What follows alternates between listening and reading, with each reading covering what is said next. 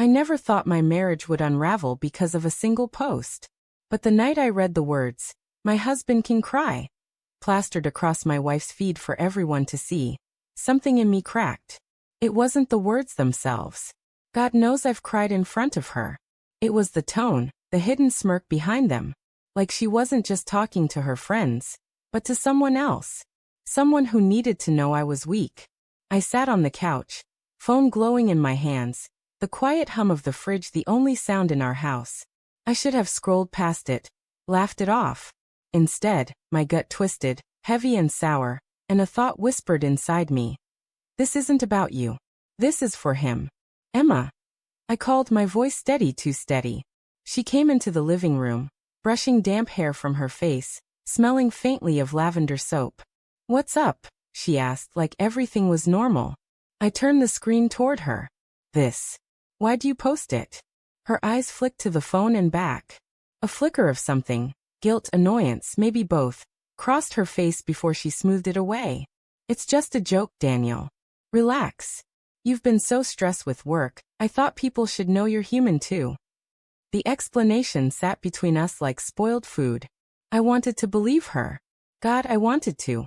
But the laugh she forced after was hollow, and my chest burned with suspicion I couldn't swallow down. That night, I lay in bed with her body curved against mine, her breathing soft and even. But my eyes stayed open, locked on the ceiling. The words repeated in my head, each echo louder than the last. My husband can cry. Why did it feel like a message, a signal meant for someone else? The next week at work, I was knee-deep in the whistleblower report. For months I had been gathering evidence against my company, a chain of illegal kickbacks buried under clean paperwork. I'd built my case piece by piece. Long nights spent combing through files while Emma said goodnight without waiting for me to follow. This report was supposed to be the biggest thing I'd ever done. Risky, yes, but honest. The kind of thing I thought she'd be proud of. But lately, I'd caught her glancing at my laptop too long, asking too many questions. "What if you get in trouble for this? What if it ruins us?" she'd said, voice trembling. At the time I thought it was fear for me. Now I wondered if it was fear for herself. I started noticing patterns. Her phone always flipped screen side down. The late-night showers that stretched too long. The faint smile she wore afterward like she'd been somewhere else entirely. The way she avoided my eyes when I asked about her day, answering in clipped phrases as though she were holding back a bigger truth. Every detail was small, dismissible. Put together, they painted a picture I didn't want to see. It all came to a head on a Thursday evening. I came home earlier than usual, the report tucked safely on a flash drive in my bag. Emma was in the kitchen, humming to herself, phone in her hand. She didn't hear me at first. "Yes, I saw it. He doesn't suspect anything. Trust me, he's too caught up in his crusade to notice," she whispered, laughter soft in her throat. My blood turned cold.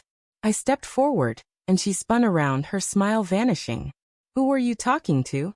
My voice was quiet, but sharp. "No one. Just Sarah," she stammered. I stared at her, at the flush rising in her cheeks. My heart pounded so hard I thought it might crack my ribs. "Don't lie to me." Her lips pressed tight. She didn't answer. And in that silence I knew. That night I didn't sleep. I sat at the desk in my office, the flash drive resting in my palm like a stone. This report, this truth, it could bring down powerful men. But suddenly it wasn't about them anymore. It was about her. "He doesn't suspect anything." Those words replayed in my head until sunrise. I confronted her again the next morning. "Emma, how long?" My voice broke as I asked.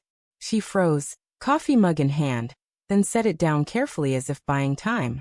"Daniel," she began, but stopped when she saw my face. Her eyes softened with something close to pity. "I didn't mean for it to happen." The world tilted. My throat tightened. Ooh. Her silence was answer enough. For days, I walked through life in a haze. At work, my colleagues' voices were distant murmurs. At home, the walls felt too close, the air too heavy. Emma tried to talk, tried to explain, but every word was a knife twisting deeper. She said it wasn't about love, that she still cared for me. But betrayal doesn't care about reasons. It leaves a scar no apology can erase. One evening, I sat staring at the whistleblower report on my screen. It was complete, damning, ready to be sent. But my hands shook above the keyboard. Emma's voice rang in my head. What if it ruins us? Us. There was no us anymore.